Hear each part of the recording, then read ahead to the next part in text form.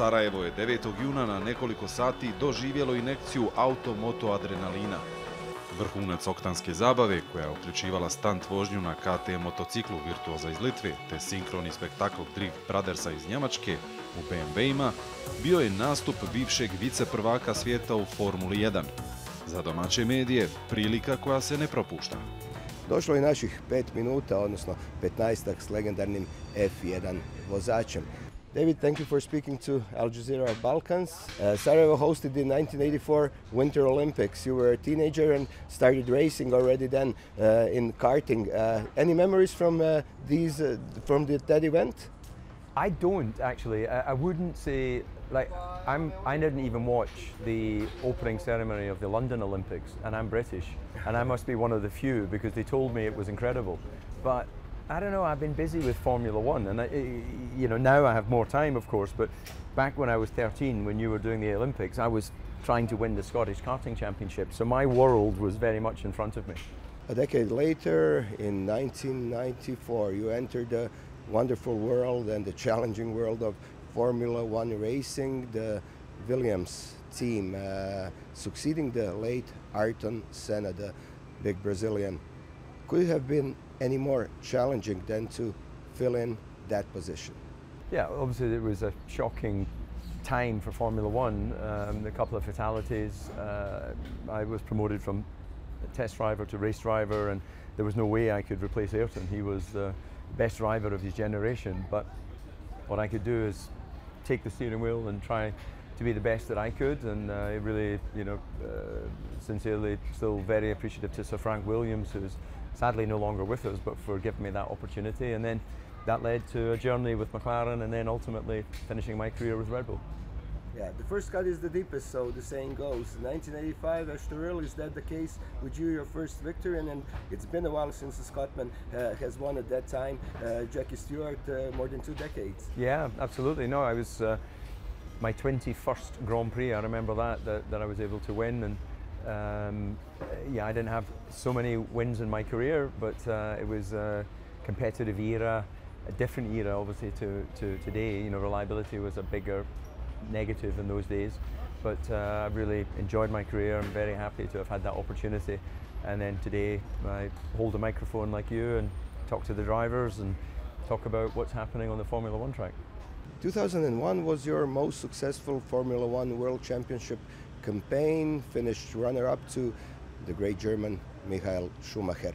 How tough was it to win in his era? He was like almost unbeatable. He was incredibly talented, no question about it. He won 7 world championships. He was, every generation has a driver that moves things forward. So I wanted to race in Formula One to find out how good I could be. And I finished top 3, I think 5 times, but I never managed to finally get that championship. But it's all good, just because you enter doesn't mean you win. You enter to find out, and yeah, Michael obviously finds himself in a very difficult situation, away from the public eye, which is still incredible to think when you imagine he got through his entire Formula One career. Yeah, back to 2001, yeah, that was the runner-up position. How satisfied were you with all being said? Yeah, I don't really remember whether it was second, whether it was third. You just accept that that's the result at the end of the season. I guess you're looking more at your relative performance in comparison to your teammate, because that's the guy who has the same car as you. Mm-hmm. 2005, your first, you won the first podium for the Red Bull Racing team. How important was that for your future relationship with the brand and the team? I think it was important. We were in that building phase of the team. History has shown that the team went on to win world championships and is the current world champions. So that was great to be part of that, and to observe how the team has continued to grow. But of course a podium, although third was not something amazing for me in comparison to winning Grand Prix, it was still very important for the team as a whole. And you continued the relationship with Red Bull until today? Absolutely. 15 years almost, or yeah. 2 decades. Team, yeah, I still do marketing events for Red Bull, and they've been very loyal in that respect. the first champion, Sebastian Vettel. We were sitting at his car, and how different is this car from today's car? Today we have hybrids. Yeah. Well, it's a smaller car, which I think was a good thing, because you know the tracks are not getting wider. If you make a bigger car, it makes it a bit more difficult to overtake. But yeah, this era was normally aspirated. This I think had KERS in it at the time, which was a small amount of electrical energy. But yeah, today the modern Grand Prix cars have a lot of technology within them. But I've never really been the guy interested particularly in the tech. I was just interested in the fastest car, and that's Formula One. David, did you have any role models in sport or in life generally? Well, my parents obviously gave me the guidance and opportunity in life, so I always, you know, have a lot of the values that I have today, and the way I work and the way I go about my business is very much what I saw as I was growing up. But I was never really a fan, if you like, of someone else. You know, I wasn't an autograph hunter. I admired the drivers. I liked watching Formula One, but it seemed like another world. So, you know, I never had this, oh my God, these are, because I was always very much a case of they're people. So they're not gods. The kids today have Max Verstappen, the great new Red Bull champion, as their role model. How would you explain his domination in this era? Well, there's always been drivers that have stood out in certain eras, whether it was Ayrton and Michael and of course Lewis is at his time and Max now. In the end, what we can compare is how he performs relative to Checo, and he performs at a higher level and he wins world championships. So he's a very talented racing driver, but he's just a human, he's just a man, and I find that actually he's very, let's say, humble and grounded away from the racetrack. At the racetrack he has to be as he has to be, because everybody obviously wants something, but in the end I think he's a fairly straightforward guy in that he just wants to race, and if you're really good at it like he is, then you become the champion. But you have to have the logistics and the right team behind you. Yeah. How perfect is this combination with Red Bull Racing? Yeah, they were the dominant force last year. It's obviously a bit closer this year, but they've made a perfect pairing, and it's led to 3 world championships, like they did with Vettel with 4 world championships. So he'll be hoping to win again this year, and then next year, and then 26 we have the new regulations coming in, but history would say that no team dominates for long periods. What do you think of the new regulations, once you mentioned them? I saw briefly what's suggested. It doesn't seem like some sort of revolution. There's some more active aero and things like that. It will be what it will be, and some team will do a better job than the others, and they'll become the winning team. You're in the media business, you worked as a TV analyst and still work as a commentator in Formula One.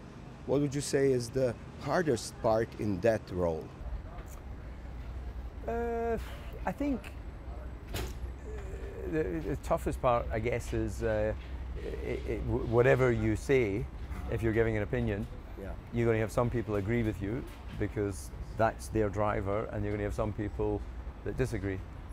So in the beginning it was just getting used to the fact that it's strange how sometimes the general public think that because I didn't win a world championship I don't have the right to observe and comment. It really doesn't affect me one way or the other who wins or who doesn't win, and I certainly don't influence who wins the Grand Prix. I'm just there to tell the story of what's happened and why it's happened. But other than that, I wouldn't say doing television for me is particularly difficult. In the end you're just saying what you see.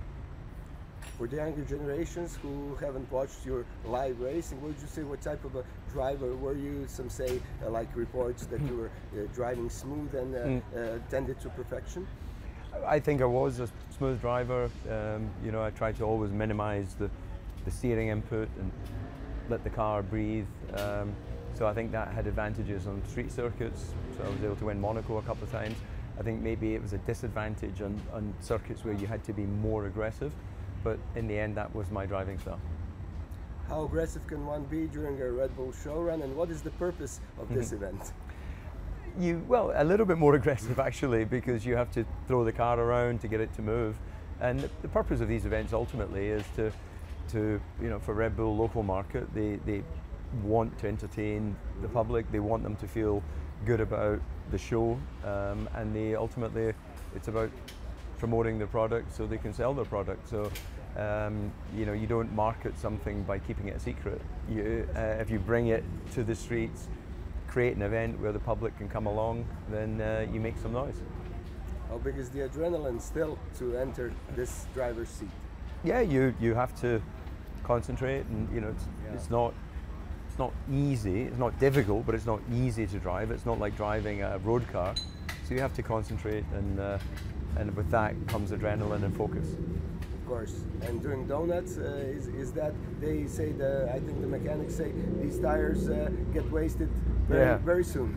Yeah, obviously at the end of the run, when we do more donuts because the engine temperature is coming up, yeah, the tires are pretty tired at the end of it. The Balkans region, the Southeast European countries are proud because they have launched so many great athletes known worldwide.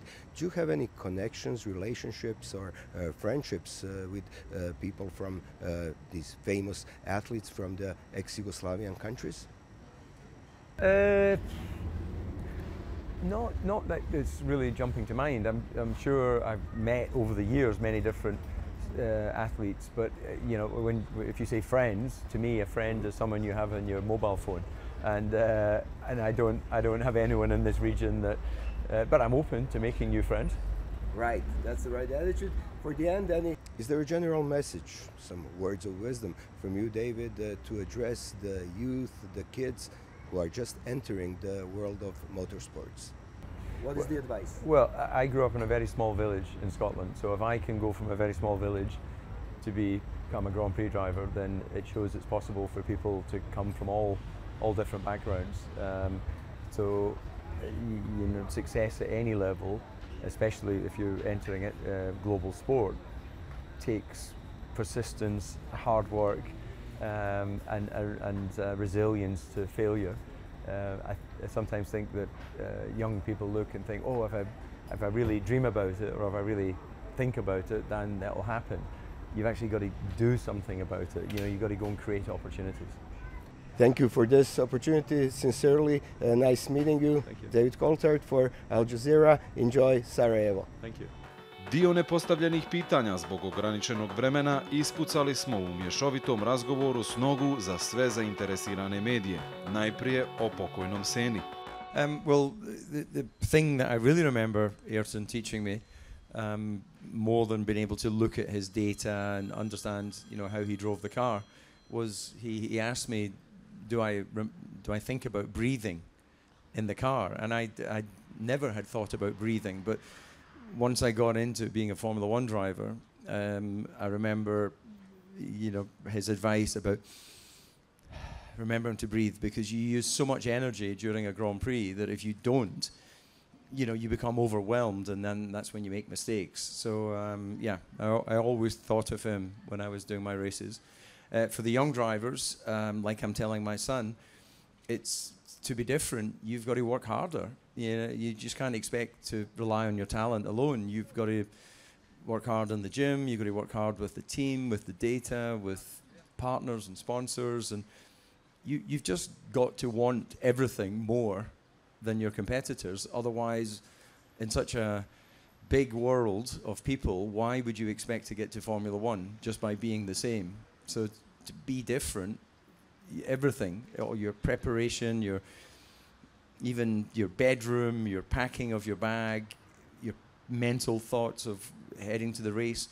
If you're a messy person at home, I don't see how you can expect to be a structured person in the professional. I'm pretty sure Ronaldo, I know Max, and the other drivers I've worked with that have won championships.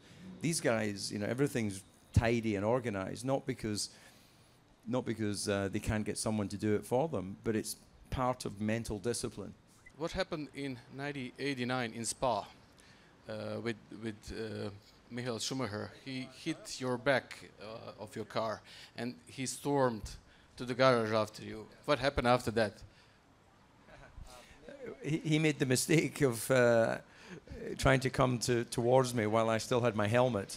So even if he wanted to have a fight, I think I could have won that one.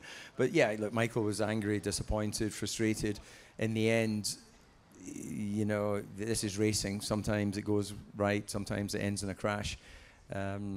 He thought that I'd done it deliberately, which, listen, I'm not that good that I can drive in the rain and look in these little mirrors. And with all the spray, you don't see anything. I knew he was somewhere, but I didn't know where. So in the end, it was just a racing incident. So what is the difference between Formula One in your period and today period? Well, I think the essence of Formula One remains the same, which is you have regulations, all the teams read them, and they try and exploit the performance as best they can. So the essence of Formula One remains the same through the history, from the 50s through to where we are today. The technology, of course, with these hybrid engines is incredible. They're the most fuel-efficient engines in the world, and that will somehow make its way into the road cars that we drive in the future. But I also think that they're big, quite heavy, and it's getting closer to sports car without bodywork than what Formula One was for a very long time. You know, these are the heaviest Formula One cars that we've ever had, which is a consequence of batteries. And until we find a solution that takes, you know, much lighter batteries, the cars are always going to be a bit heavier. And do you think that competition is maybe ruined with these heavy bolids and dimension? It's closer now. The lap times from the fastest car to the slowest is closer than it ever has been. But if you look at Formula 2, they all have the same car. But it's always the same sort of two teams that are winning championships, and the other teams are not. So even when you have exactly the same car, the team makes the difference. So I think in terms of pure performance, you know, when I started in Formula One, if I was on pole position, the guy on last might be 4 seconds slower than me, where today the guy last is maybe a second slower. So it's a lot closer. From your point of view, this year Monaco Grand Prix, what do you think about it? Monaco this year? Well, look, great result in terms of the Monegasque winning in Monaco. I know a lot of people have highlighted the fact there was no overtaking and the finishing order was the same as the start. But I always kind of reflect on the fact that if you have qualifying and the fastest car starts at the front and the slowest car starts at the back, unless somebody's had a problem in qualifying, that's kind of the speed, that's the pace. So we shouldn't be surprised that they finish like that. But, you know, Monaco is not a big spectacle of 30, 40, 50 DRS passes. You know, I didn't have DRS in my time. We had to find a way to overtake without pushing a button and the car going 20 kilometers an hour faster. So you see when they have a DRS train, they don't really overtake. They only overtake when the one guy behind has DRS, and then the driver in front doesn't even defend because he knows he's coming past. So, you know, some races are full of action, some races aren't. If we think pure entertainment, then Monaco is not, let's say, the most entertaining spectacle. But if you're there, it's impressive to be above the cars. If you're driving, it's incredible because you make a mistake, you crash. What do you think about Adrian Newey going away from Red Bull? And if he goes to another team, would that be a really important signing, let's say? Yep, Adrian is a tried and tested, very successful leader of men and women. And I think what I said at the time is, rather than looking at the negativity of what could be lost, I look at the positivity of 17 years with one team. You know, to get Adrian to join Red Bull, who were an underperforming team when they bought it from Jaguar, was already a big step. And the fact that he invested his time and effort and felt good enough in the team to spend most of his career, longer than at any other point, he will not spend 17 years with the next team if he goes to another team, because he's already 67 or something. So Yeah, nothing lasts forever. And Adrian's a friend. I wish him all the best. I hope that whatever he does, he's happy. Which one of the Formula One cars is your favorite of all the time? Well, if I think just as a fan, I really enjoyed that sort of late 80s period, early 90s. The cars, you know, they were V10s, V12s, a little bit wider than these, but not too wide. Still very light, 600 kilograms. So I really enjoyed watching that era. And then I got a little bit the chance to drive the Williams as test driver through the active period, which was an incredible, the active car, you know, the way it delivered its performance was pretty special. And then I spent most of my career in the narrower V8 groove tires, which I wouldn't say was my favorite era. I preferred the sort of 95, 96, 97, slightly wider cars. Would you say that you are still addicted to motor racing? Yeah, I love motor racing. I love anything that's got a, let's say, normal engine powering it, and that's why I'm still involved in traveling with Formula One. I don't go to all the races, obviously, otherwise I'd be in Canada right now, but I do 16 of the Grand Prix, and when I'm not there, I'm at a kart track with my son. So next weekend I'll be in England for him to do his racing. And yeah, I feel good at racetracks. You know, this isn't a racetrack, but I feel good here because we've got the team. The changes in TV production, how much is the sport more spectacular compared to when you were racing with all the drones, communication, graphics and everything?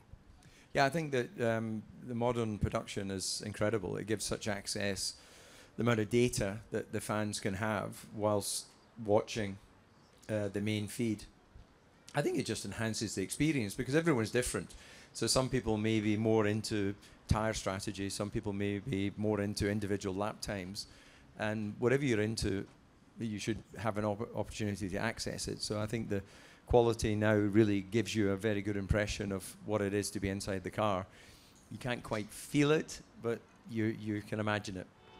Publici u Bosni i Hercegovini, te onima koji su u Sarajevo stigli iz okolice nakon Showrun F1, svijet je opipljiv, a David Coulthard kao legendarni vozač bliži. Statistika kaže da je na 25% utrka u kojima se natjecao u Formuli 1 završio na postolju, a pojedinačno je slavio na njih 13 i djeluje kao sretan čovjek.